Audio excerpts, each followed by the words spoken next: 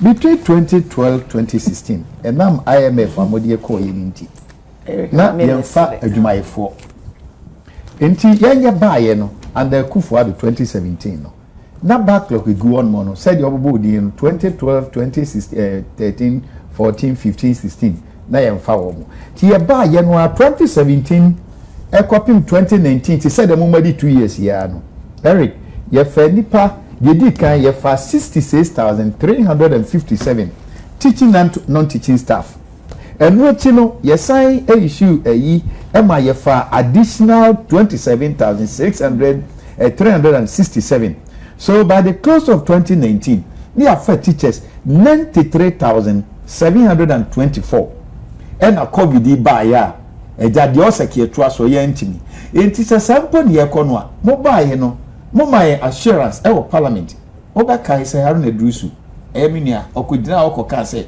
aban ni so mo be fa nipa close to 60,000 to our surprise ekowie ya fe de 7,000 how do you relate or compare just 7,000 to 93,224 ya NPP5 and one sem ne eka o ya buy na professional allowance ne bi ni baby ada over the years you had promised in your manifesto Kufuor Adaromo buy your professionals your Mahama allowance of 1,002 non-professionals 600 so when it comes to the educational sector like the other sectors no dia no mo dia okase okọ no mo wan hwa baby abonte na akopam che so fa na dia wabromi into that is the record 7,000 you take pride out of that nurses first time in the history of Ghana yenya doctors unemployed under John Dramani Mahama between 2012-2016 ye buy ne be clear ni nyina it is a here kon sadia ene kamudi force amopa ya chew oba memra ekwan no so me ano I have been a victim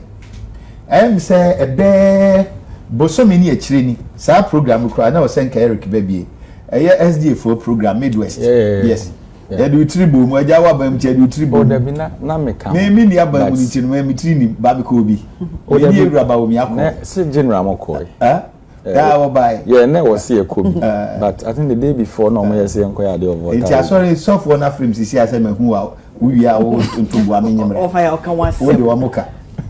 Oh, my man, you are me say, oh, yo, what you do, Coco? And Coco to any it take you more than 10 hours. Not any more than the American will be any. Just a trick of bus 1 hour, not a be uncle.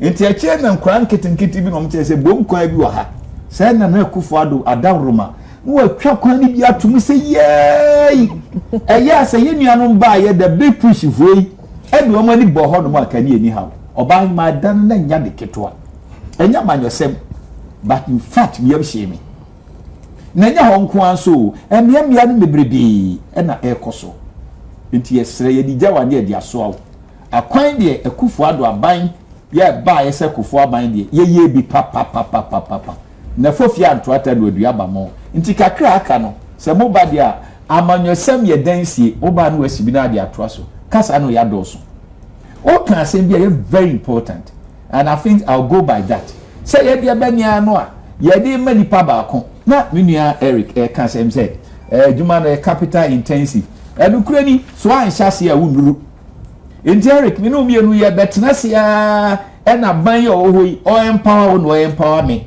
senso ba omi ebeba o empower no empower me na yenua Hayford o empower no adwene wo yitrimi no enti human resource yentimi assemble enkoye enti enam say difficult wo ni tie ntra ho the essence of governance any politics ni say we are to create public good and into no ye di amanyoku animo no ensese mre bia no ekoye say eye devil adidada no a enti obi betimi aye so opusu no numa na atene kankan and into me ama bayan kasa no we mebre ba ye kan no eno nhye da nye NDC ba se de o kan em so mo so be ye bi eye dan Kofi Job nko a eye dan na say Marapona na say the odizan Marapoma yeah Marapoma oh adan kwa no mo nko a na ye de ma wo mo they are doing well but said if they are doing well indeed said the year canoa a year den and ye that's what's problem temamoto we cry Kufuor de ma wo mi enya de ketwa eno nko ampo nanka minia ye de ama obi su bi mi ensa so yeso so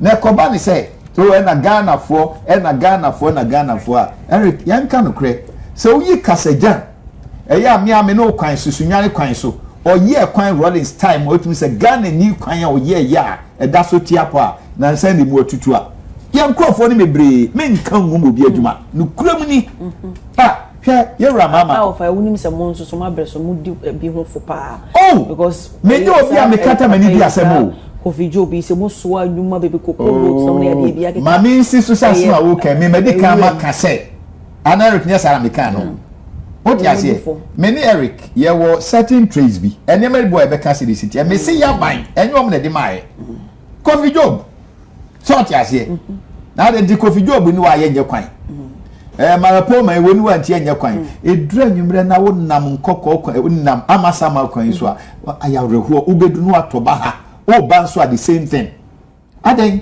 enti ni pakro no a enti wa mo maaye no na kasajan mo muni wo kasajan wu ye ne enye kwan ye His Excellency John Dramani Mahama o ye kwan a efa adasu ekopim asaman kese within a space of 12 to 2016 no ko he kwan ni se di city Ghana ni o so tiase hwe ba kun ya o mo ko dodo pepe so a yera mama beji ono abo wa dodo pe o this 2012 and we almost signed the over 60 million plus and the renovation enti ye kan no enka ye ebusia de ewo mu na sika no ha no mo a na dwene etachire no eno se ye nhwe se no nya ndro ne betumi collaborate se eye Ghana fo no ene abrofo no betumi akabom no ma ya ni esika ni bi so aka ha na emom si ye nya dwen all in the name of say Ghana ni nti ya mfama Ghana ni no nse no sani abroni ba obeya enya ye beka no Ghana ni so eye na nya we must condemn it. The most important point ni say ye koye nim no is time we established the right structure to say monitoring say the city ba ya kan nyina tomre bi so contractors no so no ya ne tomre bi a wo so no sebi adabraka menimi nia amanyofo ya yenye tie ye no ansa na wo mobilization ni ade no the onoti a wo 10%, the oji 2%, enya party ba ko pe it is an yeko no in the way so affect contractors affect wo mo eba wo deliver yes what you say oba he kro obi kura no no betima di animu se me de wo kwa ko minister ni akọ ani ade no Eric ono so the consultancy anameboa yes sir o man yen koyanim we have come a long way na se obi a menu de watch political science the originators of politics political communication the political communication the originators of politics one wagini nyina ni say politics is for the public good it any religion nyamesom the two sides of the same coin the call John we say odofo mi yimpa ye say ade nyina mu no ensiw ye sa na politics susu tie me ye 7-day Adventist Eric we Methodist no Roman you Roman Kameya esofokra o say wa otiwe Ewrade esro na ye na si wo kwan the point ni say yen yesi ye nim nyame ni ya bewura manyo mu dia enye da bia de be prato MPP so enye da bia de be prato NDC so yen nyina nyame anim na yentimi nya dwuma ni such a way say de ekoso no ya na airtime nipa bro na nipa no be free anopa be free sanwam oba dwuma obedru kra bia nondu shout ase donc so oni mu nkran ha no mo ate se memi die ya be rowura ntokromu ya me ba na UTV no mo wi enti esre o mo hwe ni ye no o mo nye na mo adwene se ye mo modrase betimi training crofo etimi apɛ the right people o mo se betimi mo bi ama konua no afri we mu so no na mo aye ha na we ye ha na we ye ha no na timi aboa because eya hadin yo no edase menu aba na machia yetiefo so ebiom in some way of Anko in some road deadline postponement yes it clearly indicate what we call the breaking of promise okay by the president yenim abrana akunyane so atena no promises are say ono de so sourcing onye bi na afi nso no say obehwe ama contract bi e ho no for Baba replacing them and supersede in terms of abandoning a contract. Now, for instance, contract, deadline was here, this year, na yetimi wieno, and also Obehe Ama Brano, and wano, wetimi ashenu we. Now, send a Ghana for one Mujidi, Kessie, Bruni Bekase, goodwill. Who ya tochima, kakra, who ya tochima. I didn't know say to me, a bedroom sap and pensui, sabri. A diana, a dien to 2 year, and she share, buying, and a tree, a bedroom sap and pensui. In some of Uncle Rudy, one of the economic, routes in Ghana. Just a movement of goods and services from Accra to the northern part of Ghana. In some of Uncle Road now. Bianam and Sana Union so move free eastern region so a fasa akwane so. Na ansana obefasa akwane so sabri. Where tetia obefema akọ ansana akọ kudu baby obekọ akudu. Ka utim eko edu obebo ho saa ansana edu akọ akudu. Se ebete queue ade ebe se 10 minutes amotwa saa portion no.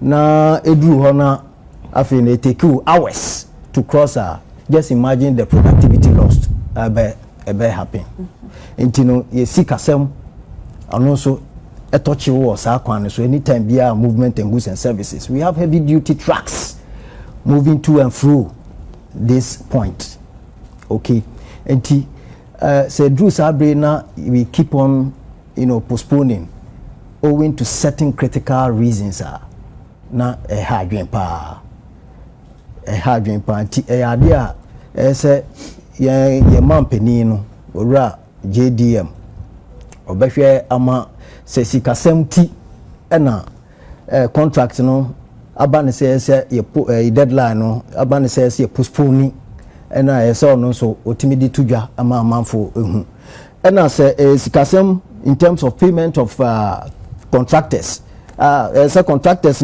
so my because one of the key factors when it comes to political communication trust say abuying ebe ka bibi na afi no ne ye nyesa no etra di intanta eba ya dwunem de bia no ene obeka ho ene ono kwa wabo oba beka but na nye ne botaye no ono kita kuma pa opese de boa Ghana man ama ye ne oma nyina etimi ekototin eti mesre se aban bi etwe mu no etimi hwe ma da music contractor no ye friend saying Mary Puma Ghana ni anaso Ghana ni okay and that is a thumbs up for the money to still circulate within this geographical region Ghana very important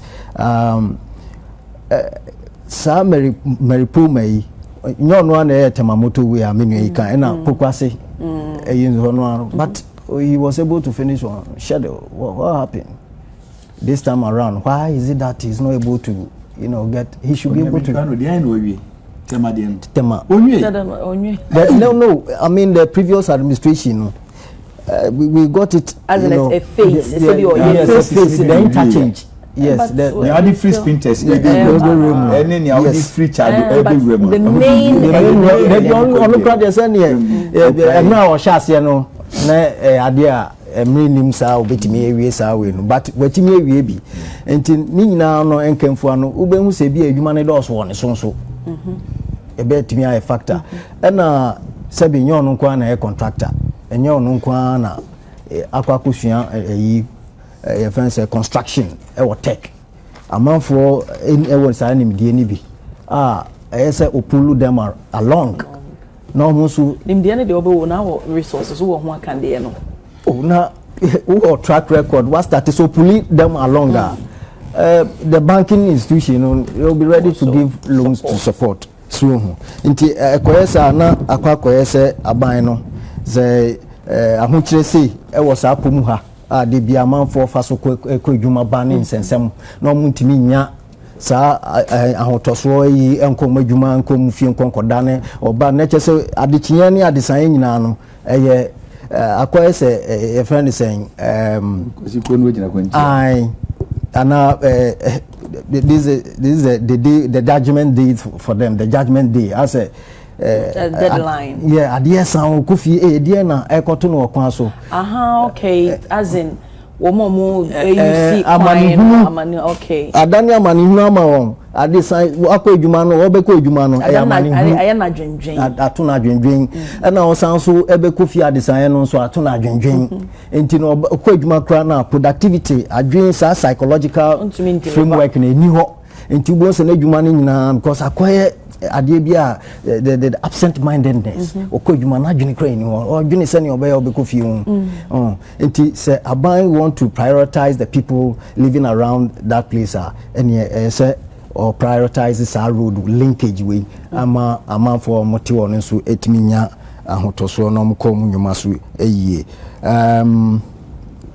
I think there is the need. So we also encourage local contractors resourceful no to and pull them along in order to give them that skills and then the track record to also access credit facilities.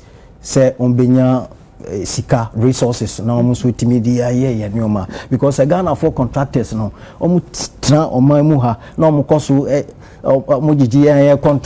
contractor when it comes to construction, building and roads and omami sika sembe koyie ama asumdwe nyina aba enti we de mefa ne say your man penny no the track record no obon ho ban so obon ho ban trust na so obon ho ban okoso obon ho ban na sa nyoma we atoto na se no enkonkose no manuesi. Okay, that's it. We'll be off. We'll be me so 1 minute. Okay. What was say? Many penny kasa kan so somasem. Na o science so kan duration me was a contract. The contract was awarded in July 2022. Now then government in the say was so movie July 2024. So the question is why? Over 33 point something kilometers and on the mountain. So the one who awarded it couldn't complete. So what were the factors into your mind then? The buy certificate are normal raises somewhere around $77 million. We've paid them. What am I say? Meaning that it was financial issue. After we pay them, the president visited sites now. They will speed up. Senior Bane. The Obu Mrena so President Mahama is not really accountable for side now because big push ye package ye repackage mako 23 contracts and President Mahama awarded that into statistics now road minister the buy na of anko de no ka ho motorway de ni na ka ho part of the big push package na sa for na ye di tua na no bia na ye den ye tam di tua nti from the other perspective, so say, I mean, that binder dano, and to me, and I remember past President Bay, even that's in some way saying a compass or Honor Eco inspector. Now you're Chiesicano, into DNA contract and the same training. And non America say, yeah, buy and so far certificate be a normal reason, a binder dano pens project next year. So for now, I don't actually know what is happening. And in America, say, yeah, can search contractors, and they are also Ghanaians. And your mama Quenya say, "Moya Ghana for mobility asum." So it is better to give the monies to contractors in Ghana than say they be foreigners. It is over to them. But say, "Kobasto say to me, meet deadline. No, you see, deadline. I told that now. Yeah, now do not if you contractors. I buy obligations. So and now parta. They will do it. And there was some contractors and so who discount so more so near Jumano. They are there. I buy also a part. What is the mechanism? And the Sunday no quiet. And now with the issue of source, President Mahama I vehemently say there will be no source in my government. I remember this press conference. That day, my name is Samija, finished some other people in the press conference. It was about source.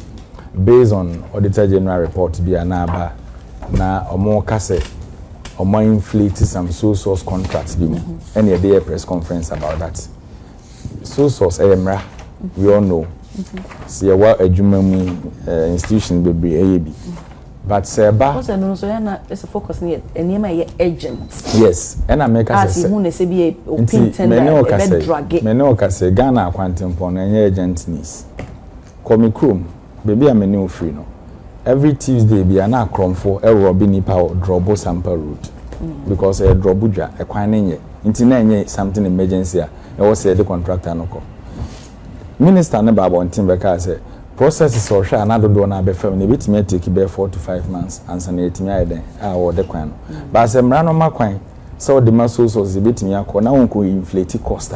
Nothing prevents you. Okay. Now no other you nuanom fourth estate for this argument iba ya na ye. Suleiman me ni share one station. You see say watch your crata their common institution based on RTI. Na say we furnish information and no nche say we discover documents. What man say me watch your crata their breme. So person who beneficiaries or must support you or this year. If I give you the document, you shouldn't come out and say more discover scandal be. It is not a scandal. We prove in the saying. Kwan na ya award no. Den anke wose ye ni si aya anyi ni si. Ana auditor general the report about say ye overprices some. That is it. So those things they are bound to happen in governance. Okay. But how I obey no. Make that the raise issue about Sunyana airport cost. Yeah, you need kind. Auditor general say na amount na be triple. And this auditor general be can say na yes, citing as an authority, their political communication. I don't think there's anything wrong. So, senior for governance, a whole lot of things, and what governance. Say, be a handy project, and no be twaso, and also a whole lot. Because the buy in a car say that package was given by President Akufo-Addo. He couldn't pay the contractor, and son or co-contractor not in change, man international, and also get President Mahama. But governance is a continuation of Amamu no any event a process. And nothing about a reassure me say they should go back to site.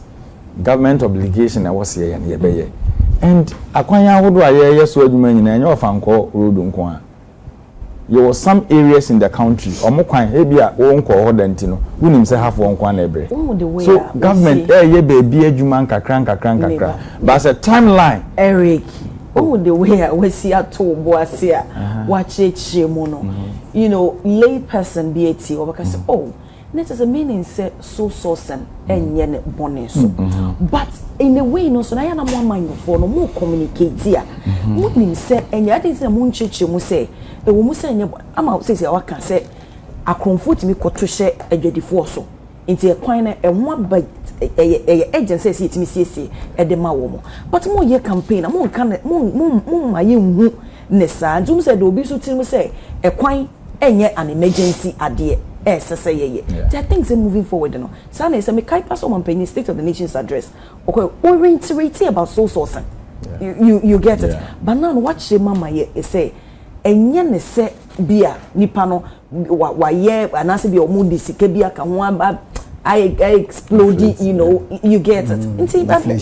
mo ma yo for no so na mo ka ho bi me say ma wo ba bi mo be wo ye time Bahima and then me can na so moving forward na mo dia me ba on say doc here now we say doc me so wait 1 minute me Eric look the tiani say na me pesa me kire say you ora Mahama ena oti abenwa so enti bibia ekoso bia no the back stops at him so at yes entina me kire say it is going to be a blot on the goodwill Ghana for the man on anyway ntino hwe nti enye se bia me see ono no I mistake because you know say man yourself dey obi ye be wow so no na the better for who see as we incompetent. Okay, you my member of fire patrol middle time number 1 as o Debbie Mr. Debbie Mr. Doc ne kasem I will see a year and say so funny time Mr. Debbie of fire Mr. 5 minutes and so be better if you want who the best Debbie of fire minority slums delay in a Ghanaians evacuation. You know, South Africa, and someone as you are into a buy and as a foreign ministry, they can't take care of my data. So, mobile or be evacuated or by we chain almost legal and logistics, issues in tea or more intimate. And on a don't come and say, what become the assurance and more man for more. And yet, Dane and as I be was saying, Baba be postpone and also so much as into almost strap by and say, sir, delay now cost on the idea M1 or man for 5 minutes, Mr. Obahima Debbie Nyabutre. Yedi kai Eric. Mun say me no ayonko fentine ya na won 70 bua me hwe. Over 938. Nyabutre e ma me pressure Nyabutre. Me ma pressure e yedi kan pese Eric tie ni say empanifo say enya da beto bu atwa fraw e na mpafi bi si wo. Mo am manifesto emu you stated it clearly say so mu be twem. 2025 2026 Mahama State to the Nation's address manifesto now they may mature manifesto J share corruption what the kind 2025 2026 you say na tio and you say na tio na you free say kwada agro we see ya cost abro so and you dey yi dey no bra Obahima and we begin parliament and was san kan see be twem wonu mu asem so ne na be bua obem. The originators of your saying Procurement Act, and the first time, one me a seasoned lawyers. Into what would you have kind say, and never did one more a so emergent until I was here making that provision. You rubbished it. Send your way to a okay, and a minimum Sammy Jenfi, and found Cofro, and someone some can was so sourcing hono, and someone could you took kind of so sourcing hono, near some joy a kind of so sourcing hono. Minia wonu mu asem so de na bebu a obem nia yewura mama no abie na no kan ye no and today you sit here as if say you are preaching you are pontificating you are rationalizing and now the kasa no boko minia bronsam kura e di ntro mo no ankobo besu o kasa boko oba eduaba no nyame say wanye abobes so understand you baba bia wo no me ma me say so ware obentofo a odi na no chiame so ware na be man wo kromfo a da bia no oba no gina no defend it I can understand you but the abua one say in those days I'm opposition in a way you were measured in a way into one say be kura ba na ferika je ho naturally it dies out na ebo mon krofo ni bi say wa uni asami ha na me truly na yina o yam be so monu asem na dia koto wonum sa o ti as in the case mobile you have abused it. Out of 70,000-80,000, say na mo de ma so sourcing. And a big push you admit to say big push you admit to say ye live no a ye de ba ye ho nhwe no ni sika na mo de ye because mo ba ye na mo tua ye no a mo ba na mo ni afi mo konya say nyabotre lawyer penny nyabotre mo ba na won sensro e de na mo so de 11 no sika na mo de adamu nim enti wonim go and check the push no mobile no madokoko e ya afi no mutimi ts ka ni bi enti sasem no ba ne e ka don't divert attention say me nua this man work ni nyina no e admonition for the two of us but as who the calf is let him wear it now kojia now wo bo ho kwan say da be na wo ye bibia na e South Africa de no Obahima emu oya mi twa ni tia hwe opani bi koto oponko de oba yednishe stable mu nebo ana yednishe ni buom oba ya necessary ni sika nyina wato cha susu ni wakoto ponko ntini kondo so on fasa ponko no enkohye ni stable ba bia oda no enu wade no kohye ne dan no soro na ban soro ho ba bi na recruit enie pa aboa susu no ne de ne fom ba ne tra soro no ama ni trimu ye ne da o ka soro ho no mo no ekoduru ba bi no ena papa no say say wo madu mra nsuo beto nti onyi aboa ne mfiri soro mra fom enam say soro no aye ne denti na aboa ne se wo mafom wo twen wo mpene kukuru na dai no esuru nyina buagum ena one ne yiri nya akwan adwane ye okohwe ya na aboa na wu asem oka ya ne se enya aboa mfom so me mfom so Eniema a ekoso ani ade incompetence ni nyina no. Enye obi o. Eyewura Mahama. On na koto ponko de no kwose soro e na abu abafom. Because niema aye me I will not be here to say MDC you need some of the best others over there Samoa. You know, Obey one of the best foreign ministers. Intimuni Nkofo, Professor Miss in your he or say Edava Oko Vanderpool Unio. Namo content time namo the command crophobia incompetence is killing them called foreign affairs. Sami Yeminia, go there. Nako the kind of who are there two workers over there. Me know me, oh yes, me nim the America. Me nim the America, he knows to say me son me can say no. Oh the upper foreign affairs for far number 2 ya no mon can say me chiro. Abia incompetence. Me wa abu on crofo be adwuma. Ni akos udum so yi e incompetence. Mama cut up on consent so de be shedi buo mu no. O de akoshe for mon ko mo nsem e na ebuku yen. Na sabe ye mo abrewa yesum no. Atebia ye nuanom wo mo yesu ya werho ye jadwo a ye mahyehye yen on a daily basis omo frɛ ye mu bi no. Na sabe motuni abo nyame adom ye befa wo mo aba eriku tie ni ye ye befa mo aba wa ma na hotoso wa ma na reshemu wa ma na ndaso ne ma me bia wo adwofia safi e bia wo nkran kwanta eye bono senso so wo savurungu wa betese oba now Katransi say we are sorry and logistics and legal any ade how serious are you anyu okujeto na ye eye mama okoto ponko no kwose soro amasoro ye de no nti saboa no banas wo yam yewu a eye wo no na akoto sa ponko no be manu asi okay lawyer Basa na wo bebe mo no a mad lion de hofo hidie the message but good morning Abenache watching. I think your panel has done an excellent job and now it's time to prioritize road durability. My question is it necessary to always award contracts to local contractors?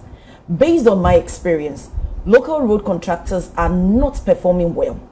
I recall in 1998, Malta and Kasajan companies were contracted for the construction of the Goso to Mim and Goso to Kukum Road.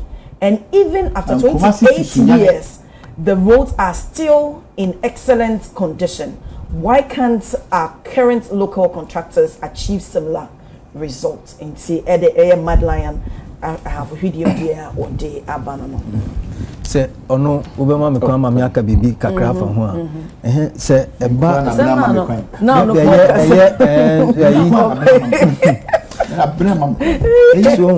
pulling the local contractors along, very important for our development as a country because that's the focus. Yes.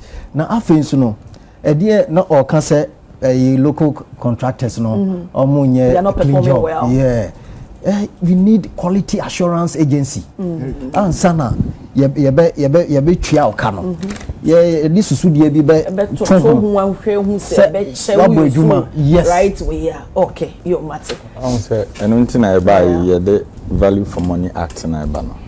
All this we they back clear some of the bottlenecks in the system because we adwuma ni we na already certificate there by we see who said there why no. Indeed, you deserve to be paid an answer. And one thing is, politicians, you know, because of the blame game, a quite near share. On also crowd to opposition, they didn't say a quite into non-final campaign. So we because Sada the Pepe Su Quanta Road. And cooperate me to Pincas, Echo 2 Finfini baby. There be some men now, some men now the Pepe Subayano. And you put back when I hear the whole news were gonna know. Quite net that whole corner. But what was in between the say, or more fast, Sonia, you call one and do Cobamna. And no more TC Kruma say, Quanya, hey, Massa. Yeah, I'm in some Kruma, but I would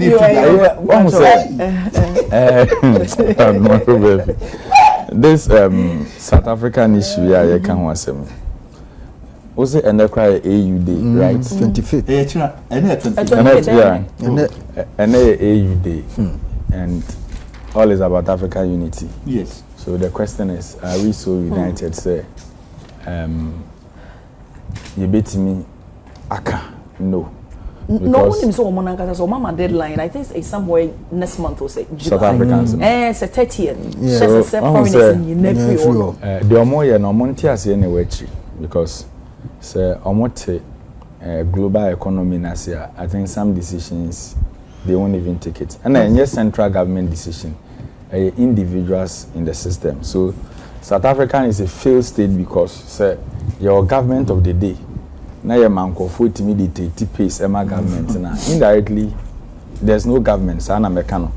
Say you take her na ye say ya wa ben mumpo. It me take decision say we are mali niya kokru. No, we don't do that. And kwada a good street to so sika. You know, said do na anya Ghana for me boy. But the approach to even take them back na now you go by the legal means. And untina human rights. Good. Gender ministry to come kwesi kwa say ye cheche omo uhu Burkina Faso. You can't do that. Me no kasa sisi eni na ne say omo say Ghana for edge omo nyuma na ye. Omo say oko South Africa omo no after apartheid regime no akwadro honhom be hye omo mu pa. Open mema empebre wa Africa. We South Africa mema fi wa unya bi. Yes. Very lazy guys. And they always think say no so munyani rosy because abrofo no hwe omo so che kakra ntina na ema a bit good for them later as a apartheid fight never but me no ka say in Ghana it was South African companies eye ejuma nti e be say kire say ye ne nkofo e wo Ghana omo so betimi aye ene MTN say South Africa multi choice DSTV free Stanbic Bank Ghana omo say South Africa First National Bank Anglo Gold Ashanti nkofo ba kwikra do omo so omo lease aso e wotakwa ho ba bi aban ni ntwem omo so South African company na yemfa magana ni na Ghana fo nye na Ghana fo na ye kofo omo de omo ababa ka no omo so nya adwuma nye ebi a good fruits for na omo na omo de aso omo se minister menye Shoprite and it's South African company and it's a Prosia Hotel and a Marriott for ye almost South Africa Engine Ghana South Africa SAB Miller and also South African company. So we have all these companies in the country. They are doing their work well. Obia inside to Obi. So why do you sit in your country and say foreigners invading my mind? Meanwhile, my numbers in the Warsaw. Yet here, Osha Yamra di Buomaya, ye some ejuma who do be per the GIPC Act. No. Foreigners ain't mean but foreigners be. To say what could you na Nigeria for your motor spare parts near the other. The laws are there. But omo say you tenase, omo enter into that trade now. Who pursue you omo free mo krana, you go by law. No. You can't just go say and take you over going to Lancaster. South Africans. What is it? No, so you can't say you just obe family na she won sem na o dey there. So we beg them to our brothers in South Africa. More attitude is so embarrassing. And to President Ramaphosa, you are not showing leadership. I was saying African leaders creation was because if you can't control your citizens as a president of a country, now I bet my it's so painful. Eric, who said one man for now so much sweat. The BNMeka say a leadership. If you're a leader, you are the commander in chief of the armed forces in the country. And the sound for now said you to trust them no more, you know. You can't do anything about it. O the any say obe kasachre yen ko form mra ye be ko form to menu penny abane ayen hihye say ye be ko form de aba ni nyina process countries ahodo a omoso make arrangements omoso ko evacuate omonko for South Africa be bring so yes arrangement no nti say abane aba say this is the decision na yes challenges bi abanti e bi ada ye kan ye no kra no ye ntimi ani so anko form a and no zero in the sector minister say or you incompetent any a depon kwa questions running ade. I am telling you on this platform open ministers or mo bo mo ho modern wa ban we mu a uyi miensa okuje to be part. Really? Yes. And you see, to my colleagues in the MPP, they will never like a black one because a black one will play a very pivotal role in this victory now at the Bayern. Because of sadness, Cathedral, maybe are not exposed, you know. And they will never like him. But was he right? They will never like him. So senior Okujeto, they all need now no I'm a call passport officer, my passport no, I can leave like bare for. I dare change ya no my print menya. What I say? eno ne ene diplomacy was strengthen ye ne diplomatic relations ni na is solid and na who say man pani ko be bia no a black or no ka Ghana diplomatic relations are clearly you could see that the man is working. Eric, what thinking na aban enye nhyehyeye enwie na wonhu nanim hu say because no you can't say meba bia ye ba be ko timo no we say we need to go through process and at least go through some measures ni na we then you make an announcement because say be obi ewe any that so make say bia nipa no ne preparation bi onim say within this period may ko intini ententem so ano wa ye na sa now no date ne sign postpone a unu say hono so me sure say omo ho sisia na aban ye nhyehyese se ko form aba no omo in a safe hands say the omo beba back and government decision is say ye the omo beba and penin force the come je ane me what am I say you see governance no enye one side the year say honko ane ye hwe bibi na aba and aban no in the wisdom of the government of the day na who say who be here so the team move no back and communication is very important in whatever you do and so what catch them say they say and ya ahoboase ya kwa fam aba na bibia bebom na say yentimi anya you have to communicate to the people and I don't think it is wrong. It is not wrong. So to your family members in South Africa you nuanom your namfofo na aban ye nhyehyɛ so dem obeba no enye boapaye say aban so obefa mo chena na wa ama also obeba dapen na edi so no almost omo de name egu akwan mu said be ya mo transportation bibia very successful and I believe strongly say me near penny ablakwa as a foreign minister that I know, very responsible man, and His Excellency the President John Dramani Mahama. But to the South Africans, when you're careful, I'm also more Nyuma or Ghana, but we are not inciting anybody against what you are doing in our country. Okay. You, Mamima, Abakosem Tiawabi, Efa Senior Omusu. About the South Africa for no. Yes. And Abakosem no be confirm laziness na. Kakra. Lazy Yes. Senior name say apartheid system B was introduced in that geographical area many years ago. No. Deprive a lot of things. Senior minimum ya kusku ye Africa. Na yenim South Africa, yenim Burkina Faso, yenim all the 55 countries in Africa and their capital cities. Omo nya sa opportunity no. Entina ya na omadwen say ye ka black Africans omo kwa na black Africans because man go school they were denied access to education for many years. Enti omo ye osa na o papa a obewo no no so anko bi nti no we dey install school na school hu hia.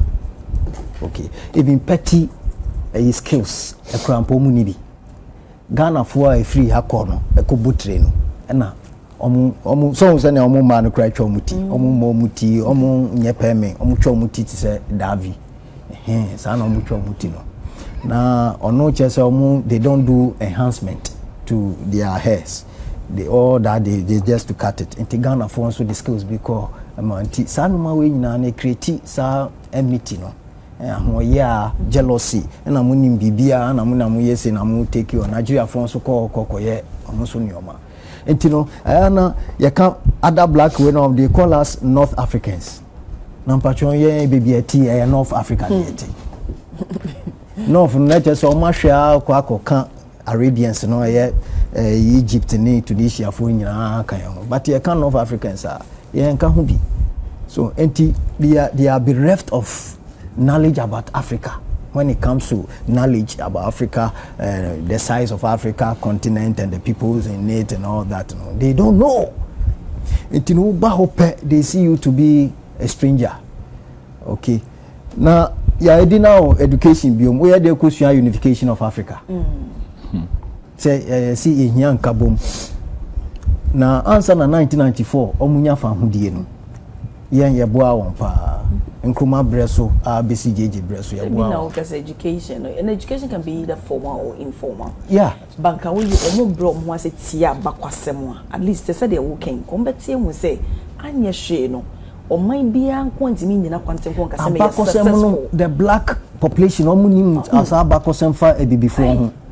omu ni mo man ko school on papa no man ko school no mo so akire won enti sa informal education is not even there enti all that they know no omo pe enti uba ho they wonder why they don't travel no, even advertisement for skilled way Ghana for lecturers nko for ni bebre call we lecturers wo advertising worldwide because the human labor na on issue me say bit me home business day in the passport man say the city you see him say the passport yes, city because they don't travel omo you know missions no diplomats no travel any companies be no travel interbrofo na mo am kra we ene hia say ye nyina unite and as how so omo de choko won said they wouldn't know even what unification means until when ye push ya no mo so twen e be chiri etin sa na omo mindset etie they don't know anything about pan-africanism and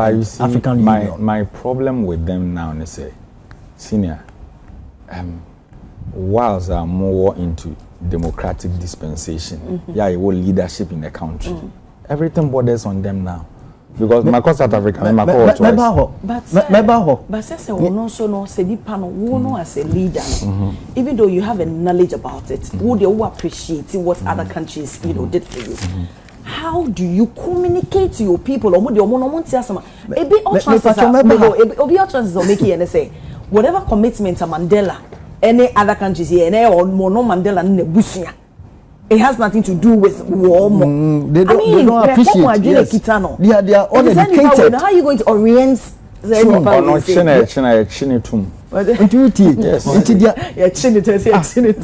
they are uneducated and they are uneducated. Free SHS no.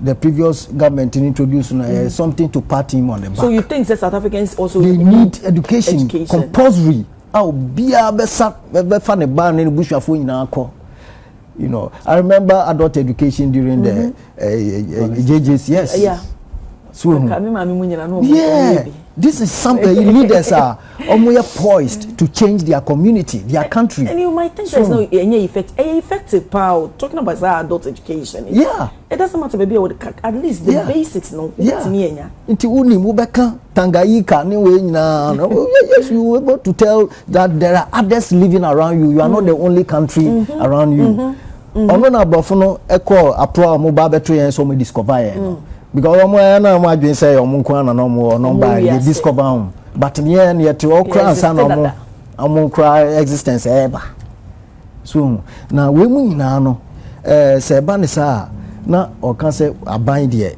wo power ni we partisan politics na omo play wo ho no and so I contribute to sa behavior no okay omo ko ka kachiro omo informally during campaign period say ye be pamu we mu nyina na omo na omo ma mo ho kire mo which is not true we are migration expert in so o may bia obenya impontu no na nam awoho a aba sawoman ne so any skills omo de aba so ene boa impontu se na binwe ebobo companies aba ha enye kra omo generate yes amaye enye say ye the hard journey some the sick and do na mum na eko but it's a lesson see you be man to us one say man to us you best stop us at a point into omo the partisan politics and ye memu ano amanyo for no so the politics no kwan ye ka na the politics health ye the politics education ye the politics we to true progress yase enti so omo jaya na ebe masane but they are not going to stop until they become powerless. They become powerless when they begin to raise such concerns and embark on violence. To trust them because of politics government will they win because also the political fortune the next election. So koya ononos okansa una osie unso wanye ye betu etia onunti nom dia ya manyo sema nom dia musa akokwa ho na friend saying to trust them no egusu koso etia manfoma na eba yen Ghana ban efasa nsensem we ekoso to trust them am ditia foreigners ewo South Africa na Ghana ban aban bia dane aban bia ye se obatan obata na ni kuni maho enti so be to trust them etia oba at least kra no hu a enam say it's something that affects life no we am show enti no you begin to take rapid response to save the situation so hu menka say aben bai onya ontu anamon bi efa foreign nationals Ghana adishima wo amama so o ma ye ne o ma ni bia senior no abuka no adrantie no kwan bi so no abon ho modern wabon ho modern pa na like some of his yi bia o ye as a young guy mepe no nkoso but we no am say we hear much more response because it's about life. It's about life. Na obi etu no mkita na chese ombetimi ekunipa dodo na wo ho but wo mketuto ya kotima na enyomanyo bi na ya omde bro ntu so wa menwa oto nsa na enkan according exchange of words so ntino se ne etie no aben bia ya obatan dia ene na obatan yesre bo modia na fa omubra na ohwa na or can say some certain logistics be ebe constraint intino na say screening on ni sanuma no screening ebe hia say unemployed graduate Ghana ebe hia Ghana for kra akọbọ asa screening no ama yenu ma ba be kan ansa I mean we are ready to help and even from government to government and so kra no Ramaphosa betimi deploy a lot of South Africans almost betimi speed up sa screening no ama yenu anu so ensa abekan ensa ama so biaba because see ye stole ni yema excuse ni sa anu ma obi nim de wo obi trim ni ehu bi da omaku nipa ni bi da omaku prepare Ghana for no bi so nti enim de betimi esi biom na honorable Wadaroma washase fan to aso na etwen yenuanom no meka ensa na yenso se no omuka no yenye ye man yi ni ye man yi yenso amanfo mpese be se South Africa obeko amanfo bisa wo kwa brochire na yese wo kwa se me ko South Africa wo the way we see can no say we say ayo we me kai somewhere 2011 2022 abanti bi frame me na o frame ya oh me share me phone no so o abrochire o South Africa South Africa ya bi go mu ya South Africa bi ni no fi ko to watch me say wa kwa abrochire na o ma ya onamu a even Joburg there's a particular place onam ho cry say unyesi phone cry yeah yes it's a junkie saje omo ina internet so omo ya kwadefo no yeah but when you say so enough so no Africans no so was almost some area no so the omo fan go omo so omo no mu otu a omo do on best stop that be say what they want omo botu Africa there omo ba omo timi sizi omo say obeba Pretoria na say Joburg o the passport na beba so o na South Africa no omo timi ye there omo timi nya foku so mampeni ya odika ya Mandela and when ya muasa o mine oh we are sure oba no na ni so mo kwa no so jibo nationalize me bia wo but oja but it was part of the agreement so it should have been done like the nationalize everything and because the juicy part of the resources are owned by the Africans so sure. Okay, and na your final we say your brand ya so an Nigerian bank saga lawyer dispute liquidity fraud allegation and see a lawyer ni Emma a GN bank na Sabri Wakase. Na woche mo no Wakase somewhere 2018 no mo de kata koma a Bank of Ghana so mo here emwa in terms of liquidity. Omo fi wo mo no see other banks ni be mismanage wo mo niema. Inti omo fi na den na mo se mo support e wo mo afei so no mo ye mo se o mo transfer $64 million e de kwa abrochi no sinti be sisa abri ti mo ntimi amfa tanse bia mo ye anche na sansem ni nyina e hudo hurada bukre bia sa yenim ma of us let me show we na say for me shall feel lawyer hono lawyer we the 5 minutes here me that's it yeah they onim say in opposition now you were a reservation about the banking sector crisis approach your fast so at the terminate BMO license the quantum of money at the good banks and I near her supporter some of the banks in the consolidated banks and some of the good because I thought that say your enterprises nibinina a yetimem for no and operate and as a state-owned enterprise and as a challenge but you should find a way of making them survive because most survivor no a beneficial at the economy in general. Men kai kra GN Bank ansana ye be close to GN Bank. Almost 70% of or more coverage in a new crase. So the spirit of saving. Yeah, some over 300 branches. The spirit of saving on a benefit from that perspective. Because me come district a GN Bank, German of no more be 5 branches. Community be obekwa wonsusu se bank kra ho no. Obekwa na GN Bank ho. Ntina ema na edi bodwa suja no. Kane no obi di dwa no onya ni sika de abona boso.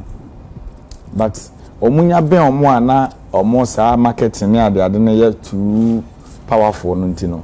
They realize say nkofo betimi akọ ku save sika akọ pe besia ne de keka ho.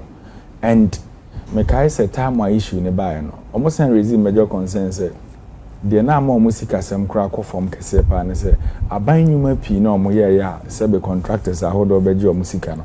Dodo na aban ne ye den entia ntina omo sika sem asai.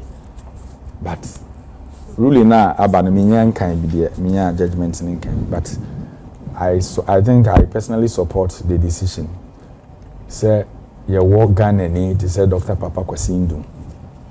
Na we bi ejuma awo manum. How dey hwe nipa na ye ejuma obanko. It got to a time bi mu ye interview managers no ba ko bi o ye no so use Uber. What I say bi mu twi taxi, bi mu de ejuma kro mu nya bi no maye. But so if the court atnas here we say decision from the high court no na and sound positive nti omo overturning say na ba it's good news. So Dr. Indum weekend it is also be start ejuma no be start from Elmina ye be bona baso me say weekend na nkofo bi mo share ne videos time na okasetia President Mahama in 2016 na me so much me I said Shamima on Facebook we say President Mahama is not a vindictive president. Me kai na nkofo no be share how he spoke about President Mahama. But the President Mahama that I know, Debbie America, na I be who said what here. Who is seeing in air back aside the politics. They happen to say, if you praise president, are the president in influence on the Debbie, your TS say, although say judiciary, executive, me now will be a enejuma. But see a bond to announce your case and call for now. Omanfa kwampaso anyi omo license or banking sector na ye buy be make sure say ombenya fair judgment. It is our kokko no wakonya fair judgment because some time ago na ye nuanom se court ye hojo na no ada omo so court is omo so court onyo what I say. But remember say court of appeal omo court no was then Mamenka se moncho enema we nyina no aban no was taking it because me ba oh team na yes will be a bebu aban faso state attorney any interest in it.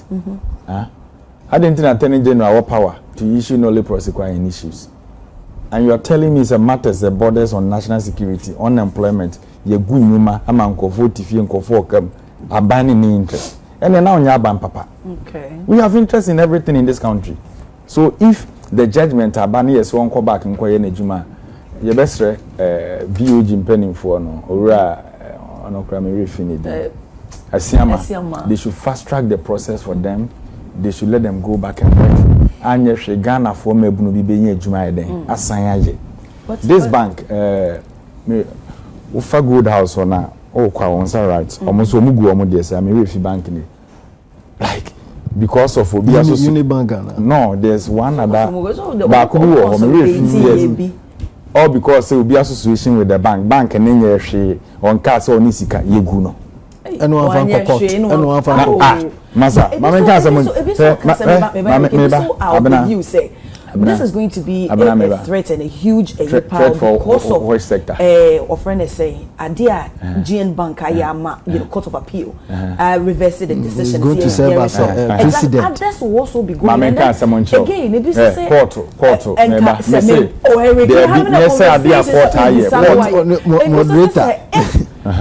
Our friend is saying Bank of Ghana, and so I found court. The apex quarter, you know, one because usually, you know, the bank be quiet. You also find your attorney to protect the interest of the coffers of our nation. But with this one, they call with Court of Appeal, there wasn't. GM Bank was a My brother, good. Oh, brother, anybody? Let me tell you this. Is it a bank? When your bank? Oh, Ofameba. So we are confusing too. Ofameba. Yeti he. Sanya mani nyina hwan so na center. Nye papa ye wadwane. Keno foriata. Ah? Motia momo san akasa. Nipa na orchestrated this. Wadwane. Mimi ya James Ejini Mbuatin baby o obi amechia na I salute him. E SIC. Aban insurance companies are hodo. You can say aban insurance akesi nyina ya nye mfi SIC and common enterprise. James Baye na what take bold step and correct the SIC boom back. You came to build your family properties into no biaba. No so believe it. Masa maka wadwane papa na dwane omre. Meba I don't care. Meba no see from. Yeah, we whole finance minister all these measures in on starting in. Onu ye to abakra na omra no mebu akonta no. O se Ghana nye baby e wo so tena. Me no only your pieces or you half American. Now I'm saying now say your decision about you are expecting say omu ko ba bia hu GN Bank nko ye juma e mabunu na over 3,000 and no mo ye juma yi omo de omo kwetena afie no some will come back and work.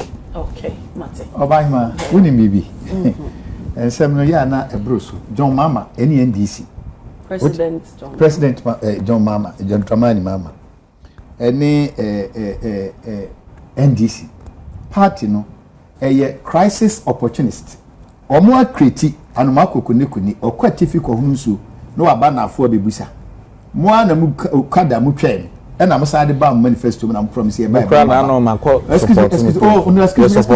excuse me job 2012 mo under defativo e na ukada mu twem it is a ba na se me sade aba onya hwe Ghana for mo ni look I have this me compile mu de menyina on the where is it on the excuse me Mr. Offer we now compile me ba me ready am wetie am ohun ni pa Ghana for 25th February 2016 John Mahama echo parliament state of the nation's address there.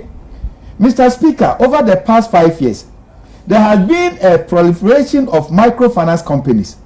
These companies come under the direct supervision of the Bank of Ghana. The time, unfortunately, lack of effective supervision has resulted in many cases in which microfinance companies licensed by Bank of Ghana have breached the rules and created supposed pyramid schemes that have eventually come crashing down. One time, excuse me, wait. DKM near my DKM. Nyabuche, wait. Mr. Charles, no, the booyah fast. No. This kind of parliamentary election. I'm mature, but don't bring DKM. No, listen. How they campaign in my region with DKM. Right. And someone will kick out at your region. Almost John Mahama in the Just wait. Listen to what DKM. Listen to intellect and wisdom. Listen. I'm educating you on that. No, it's me. It's me. Why should you interject? Listen. The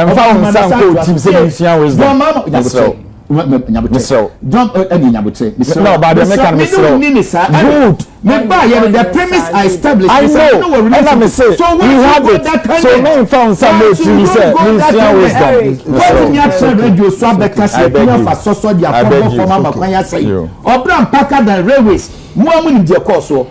And you want me to listen to you that way? So respect is reciprocal. Oh, you are met was you offer stop that.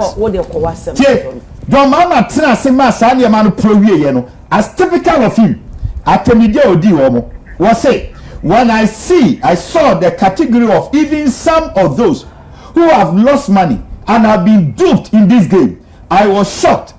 Intellectuals, professionals, ye, I will expect that my uncle or some illiterate uncle or somebody in the village, but they are not in a free no, as to also be odi atem, is the one who will fall prey to something like this.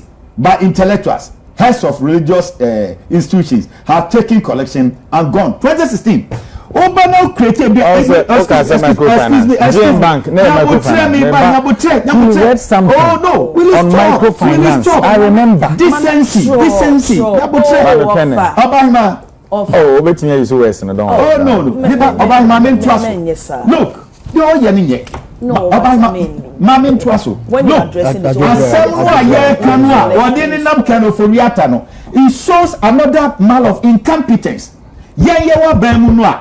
Munipa musuesi kama no maslo gudi ye no kotena bruchire no. Una oye lawyer. She was tried abstention. My young trying. Enti kanoforiata de ne sine ho. And mon ferry kasa ansem we say. Really? Obama, I'm telling you say. A year park syndrome. Asem no kraye mienu enye ne bank asem o mebo ana where your microfinance but what you no kraye say savings and loans the savings and loans in the beginning no it was a bank and later no and no more assign man be yes savings and loans mo kra nko no mo ya hu hwe de ye nim ni say omo manifesto no no bo free so mo ba ba mu tie ntwantro tie and I quote me ba me any resetting Ghana Jobs, Accountability and Prosperity, NDC 2024 Manifesto. Tie the omo kai. Was say, we will review the withdrawal of banking licenses by the MPP government and implement fair arbitration to restore trust in our financial system. Mobile muntu one amount because banks are who do almost GT Bank amount mugu ni ade.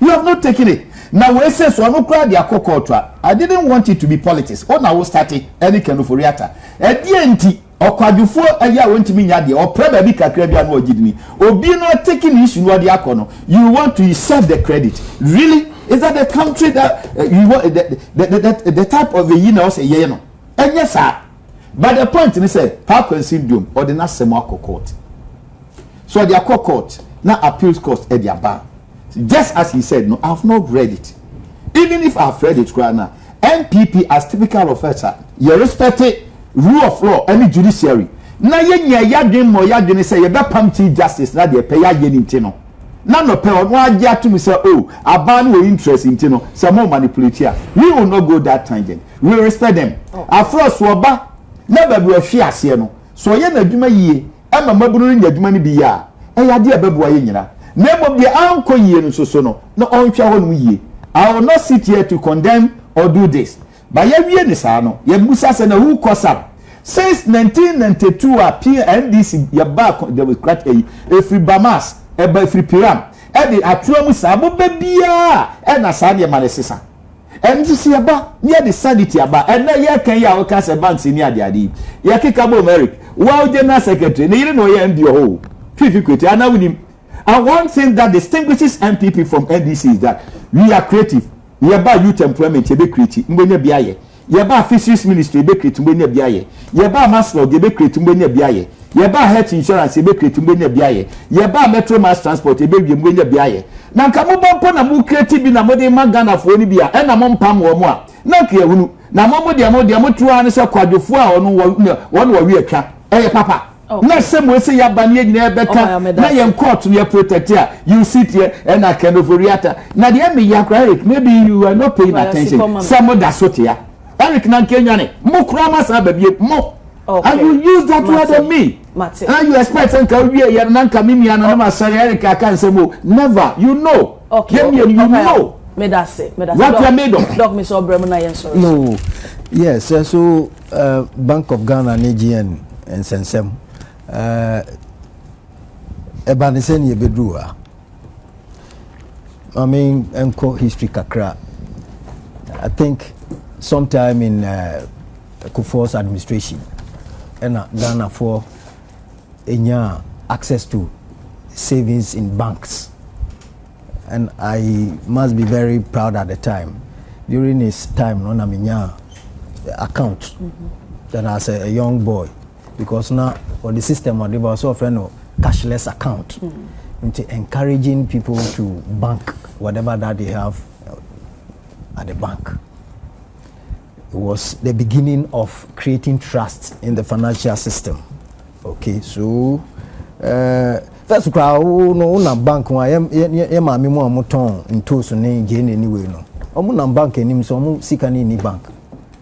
Because who call bank akubi accounta and you might be bisa for electricity bill for electricity bill bra for adien to bia papa no twa no me na me de misika means we na ebona boss wo enti saira no a great change about when it comes to financial issues in the country. And in 2007 redenomination, no, it really brought up a new phase of banking in the country, because a lot of people had understood banking.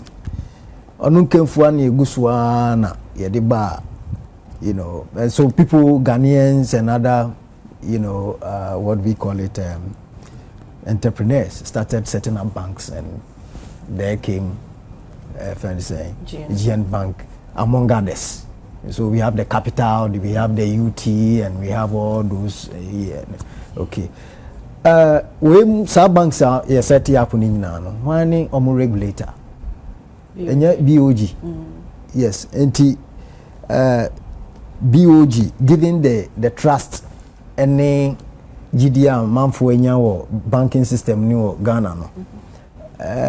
They have to when BB touch why so mutimi step forward now mutimi already raise a flag said no, this thing is not in order, so put a stop to it.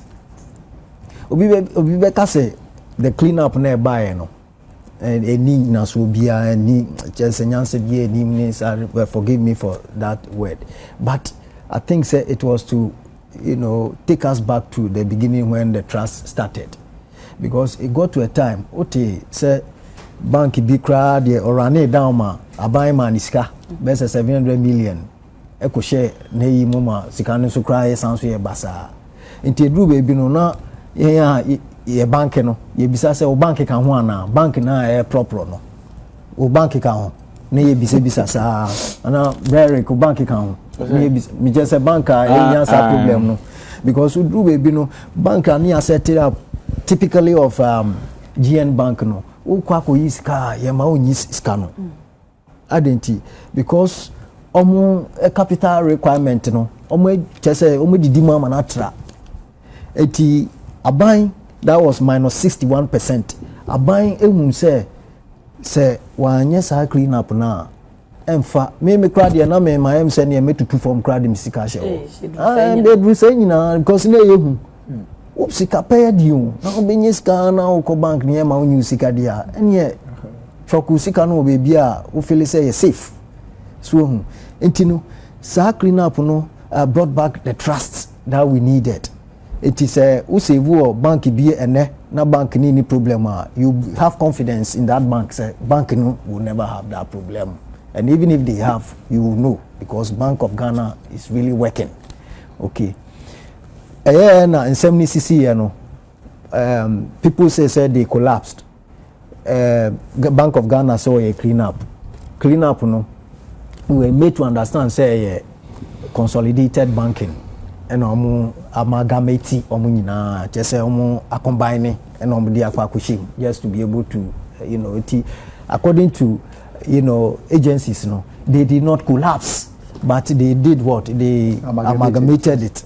Okay, say and about fraba na individual bank into no percent of say Bank of Ghana ni years and yes fata na person kokoye you know, so was our right no, and your lawyer betrayal, so was our fundamental right to go and then revisit that issue, and then so should it turn in his favor, it will help, in TNS akobase or appeal now eventually if it turns out say omodi ni sika any eka because wabubo so say abankra de nika 7.1 billion Bank of Ghana so say nyesa 30.3 million no de nika enti akwakoye say we were against with but these are institutions betimi ahwe inkrate because Bank of Ghana ntimi sorry prekupe ma meka sansem no books bi ankoba emayenso yenyini sa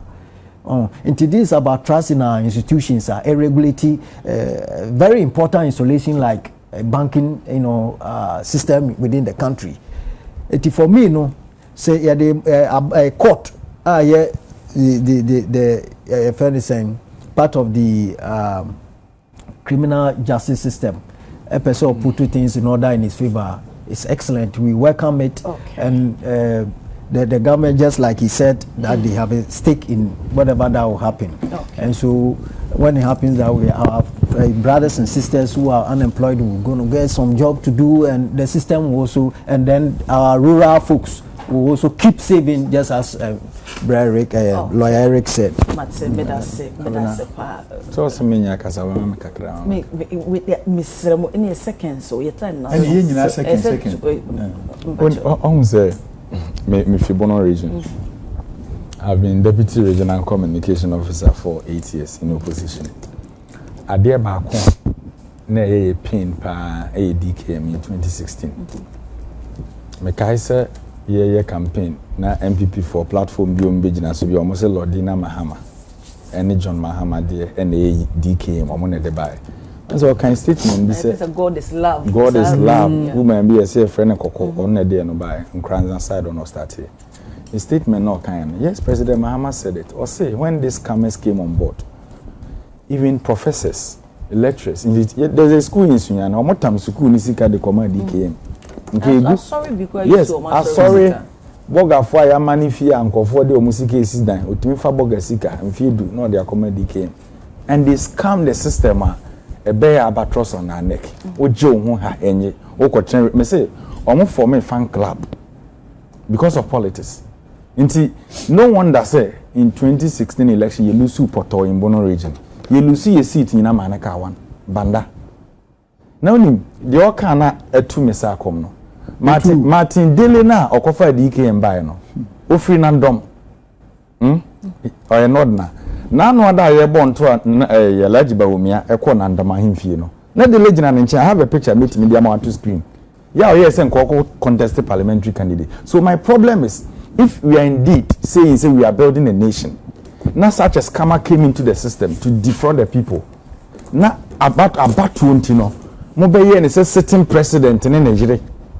And a BS eduman a bit bunny pafaswa. At times, and then be so painful. Eric, say ACMP Pinaka would you walking here and K logica, AC Mutai, the bastos with the government. And Namu was our record, Mr. Since 1992, Mobile and scammers. Okay, I mean, you can just a moment. I did about one person, Eric, or Tiasi, and he said, was it my mouth, Ben, no, one to me, the time, and a mugun in Yama. It will be uncanny what you're young. Or maybe answer an enemy answer, the contract man. Of road project phase